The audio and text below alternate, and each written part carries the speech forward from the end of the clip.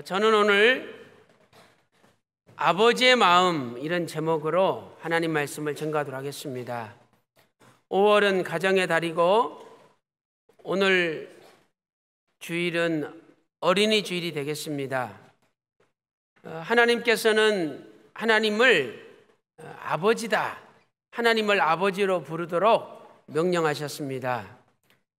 이사야 63장 16절이나 이사야 64장 8절 보면 여호와 하나님은 우리 아버지시라 이렇게 말씀하고 있습니다. 토기장이가 이 진흙으로 그릇을 만들듯이 하나님 아버지께서 우리를 창조하셨다라고 성경은 말씀하고 있습니다. 에베소서 4장 6절 말씀 보니까 하나님도 하나이시오. 하나님이 우리 아버지인데 하나님은 유일하신 참 하나님 한 분이라고 말씀하고 있습니다. 그렇다면 아버지 마음은 어떤 마음일까요? 첫 번째로 아버지의 마음은 자식을 기다리는 마음입니다. 자식을 기다리는 마음이죠. 첫째로 탕자는 자기 분깃을 받아서 아버지의 집을 떠났습니다. 오늘 본문에 둘째 아들 탕자가 나오는데 아버지 나한테 줄 재산 미리 주세요. 아버지가 아무 말씀도 없이 바로 줬습니다. 그랬더니 그것을 다 가지고 아버지 집을 떠나고 말았습니다. 오늘 본문 누가복음 15장 20절 말씀 보니까 탕자가 돌아오는데 상거 서로 간의 거리가 멀어요. 그런데 벌써 아버지는 아들을 알아보고 달려가서 껴안고 입을 맞추었다라고 누가복음 15장 20절에 말씀하고 있죠. 아버지는 아들을 기다린 것입니다. 이것이 아버지의 마음입니다. 두 번째로 아버지의 기다림은 오랜 세월 포기하지 않는 기다림이죠.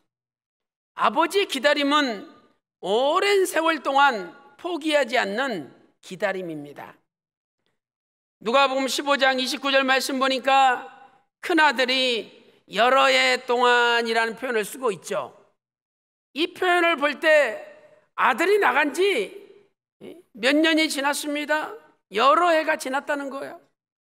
그러나 아버지는 변함없이 집을 나간 아들을 기다리고 계셨던 것이죠. 이 포기하지 않는 아버지의 기다림은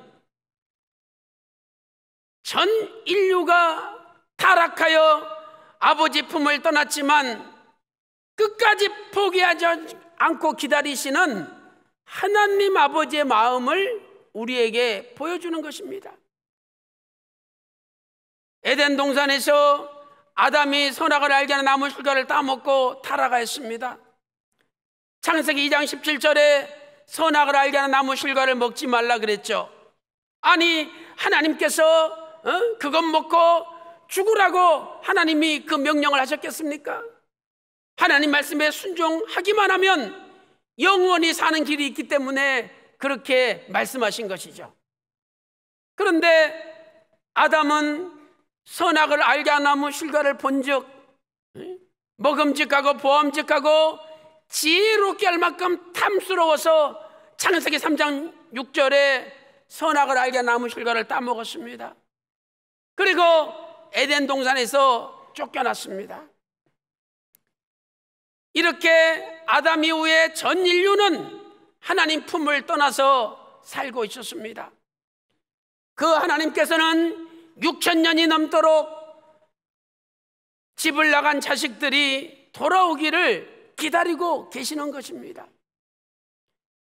우리는 디모데전서 2장 4절에 이렇게 말씀하신 것을 찾아볼 수가 있습니다.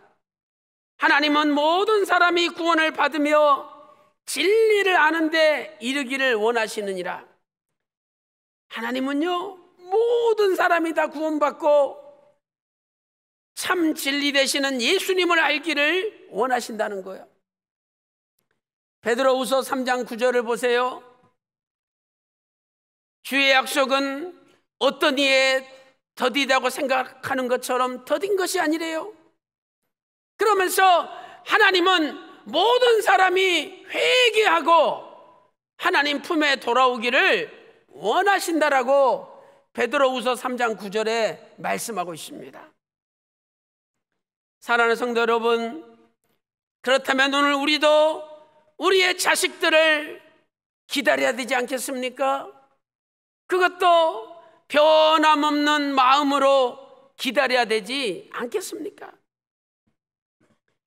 왜 아버지가 탕자를 기다렸습니까? 아버지 마음속에는 탕자에 대한 불쌍히 여기는 마음이 있었기 때문이죠. 누가복음 15장 20절에 아버지가 탕자를 측은히 여겼다라고 20절에 말씀하고 있지 않습니까? 너무 불쌍한 거예요. 오늘 우리도 우리 자식들을 볼 때 불쌍한 마음이 들어야 됩니다. 그 불쌍한 마음이 있을 때 아무리 자식이 속을 썩이고 말을 듣지 않고 공부를 하지 않고 부모 가슴에 못을 박는다 할지라도 변함없이 다시 돌아올 것을 믿고 기다릴 수가 있는 것이라는 말씀입니다. 사랑하는 성도 여러분, 아버지 마음은 아무리 속 썩인 자식이라 할지라도 그 자식이 다시 돌아오기를 기다리는 것이 아버지 마음입니다. 오늘 또 저와 여러분의 자식들 포기하지 말고 끝까지 기도하고 하나님 아버지께 맡기는 가운데 하나님의 은혜로 집을 나간 자식들이 다시 아버지 품에 돌아오는 놀라운 역사가 있기를 주님의 이름으로 축원합니다. 큰 두 번째로 아버지의 마음은 용서하시는 마음입니다. 아버지 마음은 용서하시는 마음입니다. 첫째로 탕자는 많은 죄를 지었습니다. 오늘 본문의 둘째 아들 탕자 보세요. 많은 죄를 지었어요. 첫째로 아버지 재산을 다 허비했지 않습니까? 누가복음 15장 13절에 아버지 재산을 다 허비했어요. 아버지는요, 잠을 자지 못하고 먹지 못하고 쓰지 못하고 정말 몽글여서 애껴가면서 재산을 모은 겁니다. 그 돈 한 푼 한 푼이 아버지의 피와 땀이요 눈물인 거죠. 그런데 탕자는 그 재산을 받아가지고 나아가서 허랑방탕하게 다 써버렸습니다. 허랑방탕이 무엇입니까? 앞일을 내다보지 못해요. 그리고 술과 여자와 그리고 노름에 완전히 빠져가지고 물 쓰듯이 다 허비해버리는 것을 허랑방탕이라고 표현하고 있습니다. 또한 둘째 아들은 창기들과 함께 죄를 지었습니다. 큰아들이 누가복음 15장 30절에서 뭐라고 동생을 이야기합니까? 아버지, 아버지 살림을 창기들과 함께 먹어버린 저런 동생을 왜 받아줍니까? 지금 이렇게 외치고 있지 않습니까? 탕자는 세상 여자들과 어울려서 죄를 짓고 재산을 탕진하고 말았습니다. 세 번째로 이 탕자는 아버지 집을 떠나서 아버지 마음을 아프게 하였습니다. 이것보다 더 큰 죄가 어디 있겠습니까? 아버지 집을 떠난 것, 아버지 마음을 아프게 하는 것이 제일 큰 죄가 되는 것입니다. 로마서 1장 28절에 이런 말씀이 있죠. 저희 마음에 하나님 두기를 싫어하며 하나님께서 그 상실한 마음대로 내버려뒀대요. 그랬더니 불의, 추악, 악독, 사기가 가득한 사람이 되었다는 거죠. 로마서 1장 29절부터 31절에 등장하는 수많은 죄가 아버지 품을 떠났기 때문에 생겨난 죄들입니다. 그러므로 오늘 우리가 죄에서 벗어나기 위해서는 다시 아버지 품으로 돌아가야지 해결이 되는 것입니다. 두 번째, 아버지는 탕자의 모든 죄를 용서해 주셨습니다. 아버지 마음이 얼마나 높습니까? 탕자가 돌아왔는데 탕자가 지은 죄를 한 번도 들추지 않았습니다. 누가복음 15장 20절에 그저 측은히 여기고 껴안고 또 이렇게 볼에다가 키스까지 해주었습니다. 탕자는 아버지께 고백합니다. 누가복음 15장 21절 말씀 보니까 아버지여, 내가 하늘과 아버지께 죄를 얻었사오니 이제는 아버지의 아들이라 일컬음을 감당치 못하겠나이다. 나를 품꾼의 하나로 부소서라고 고백을 하였죠. 그런데 이 말을 들을 때 아버지는 한마디 과거의 죄를 들추지도 않았습니다. 그리고 22절에 제일 좋은 옷을 입히고 손에 가락지를 끼워주고 맨발에 신을 신겨주었다라고 누가복음 15장 22절에 말씀하고 있습니다. 세 번째, 집안의 큰 아들의 모습은 어떠했습니까? 첫째로 큰 아들은 동생을 정죄하기에 바빴습니다. 누가복음 15장 30절 말씀 보니까 아버지 살림을 이 창기와 함께 먹어버린 이 아들이라고 정죄하고 있습니다. 두 번째로 동생이 돌아왔는데도 하나도 기뻐하지 않습니다.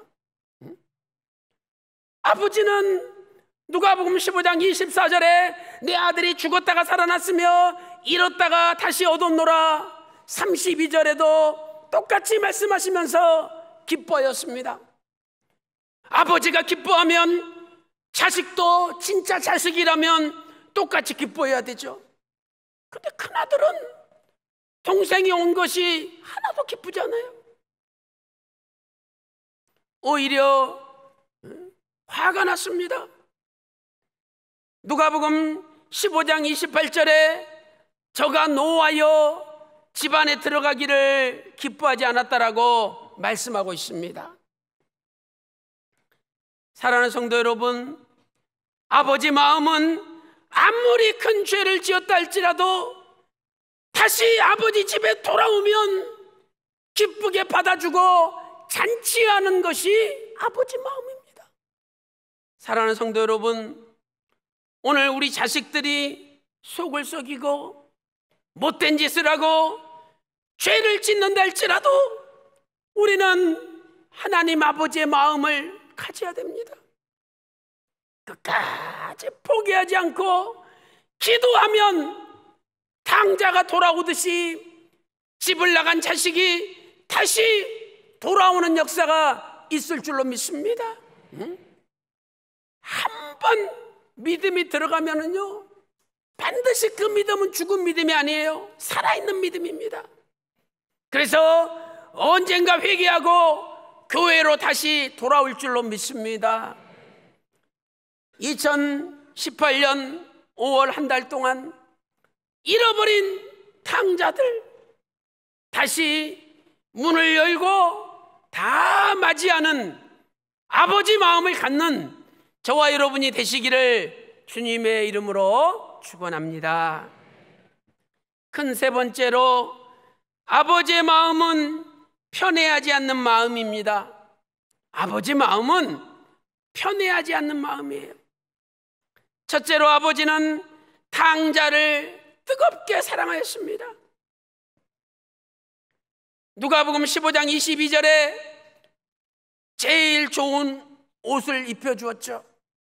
이 제일 좋은 옷을 입혀줬다는 것은 아들의 권위를 회복시켜 준 겁니다. 너 내 아들이다. 그 아들의 권위를 회복시켜 준 거예요. 그 다음에 두 번째로 손에 가락지를 끼워줬잖아요. 이것은 너는 상속자다. 내 재산을 물려받을 상속자의 권위를 회복시켜 준 것입니다. 세 번째로 발에다가 신을 신겨 주었습니다. 이것은 주인의 권위를 회복시켜 준 것입니다. 주인의 권위. 히브리 관습을 볼 때 종들은 맨발로 다녀요. 신발을 신지 않습니다. 그런데 신발을 신겨준 것은 너는 종이 아니라 주인이라는 거죠. 탕자 보세요. 누가복음 15장 19절에 아버지, 나는 아버지 아들이라 일컬음을 감당치 못하겠나이다. 나를 품꾼의 하나로 보소서. 이렇게 고백했지 않습니까? 이 품꾼이란 단어는 헬라어로 미스디오스라는 단어죠. 미스디오스. 이것은요, 종보다도 못한 존재들이에요. 종은 그래도 주인집에서 평생 일을 합니다. 미스디오스는요, 일용직 날품팔이에요. 그러나 아버지는 신발을 씻겨주면서 아니야, 네가 주인이야, 이렇게 인정을 해주신 거죠. 참으로 아버지의 사랑은 조건 없는 사랑이요, 아무런 대가를 바라지 않는 무조건적인 사랑인 것입니다. 두 번째로 아버지는 큰아들도 똑같이 사랑했습니다. 아버지 사랑은 작은 아들이나 큰아들이나 변함이 없습니다. 큰아들이 밭에서 일하고 돌아오는데 막 노랫소리가 들리고 잔치가 베풀어진 것 같아요. 야, 이거 뭔 소리냐?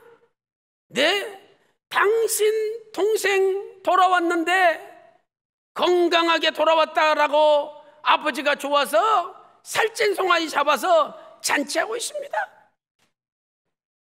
뭐? 나 안 들어간다.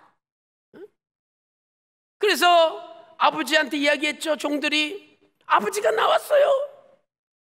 야, 들어가려마. 네 동생 살아온 것만 해도 얼마나 감사하냐. 아무리 권면해도 듣질 않습니다. 누가복음 15장 28절 말씀 보세요.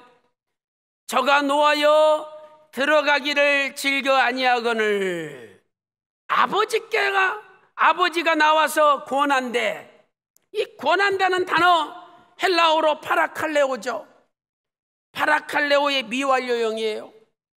아버지가요, 한두 번이 아닙니다. 야, 들어가누마, 들어가자. 그래서 네 아들 동생 불쌍하지 않냐? 이러면서 수십 번을 권고했는데도 완전 완고하게 듣지 않았다는 겁니다. 그러면서 아버지한테 얘기합니다. 아버지, 나는 여러 해 동안 아버지를 섬기고 명령 한 번 어긴 적이 없는데 저 아버지 재산을 장기들과 말아먹은 동생이 왔는데 잔치를 베풉니까? 나한테는 염소 새끼 한 마리도 안 잡아주던 아버지가 이런 더러운 동생이 돌아왔는데 살찐 송아지를 잡다니요. 이러면서 아버지한테 못마땅하게 항의합니다. 이때 아버지가 뭐라고 대답합니까? 누가복음 15장 31절 보세요. 얘야, 너는 나와 항상 있지 않냐? 내 것 다 네 거지 않냐? 다 네 거야. 여기에 우리는 예라는 단어를 잘 주목해서 보세요. 예야 헬라어로 테크논인데, 이것은 아주 사랑스럽게 애정어린 목소리로 이렇게 품으면서 말하는 거예요. 다른 아버지 같으면 뭐 이놈아? 아마 큰 소리 쳤을 거예요. 그런데 큰아들을 끝까지 따둑거리고 충고하고 감싸주는 아버지 모습을 보세요. 아버지는요, 큰아들이나 작은아들이나 똑같이 사랑합니다. 하나님의 사랑은 차별이 없죠. 예수님 보세요. 마태복음 11장 19절, 누가복음 7장 34절 말씀 보니까 예수님을 가리켜 세리와 죄인의 친구로다. 죄인은 장녀들이에요. 예수님이 장녀들하고 어울리시고 세금 많이 받아가지고 얼마 착복하고 나눠주는 매국노라고 불리우는 세리들과 친했습니다.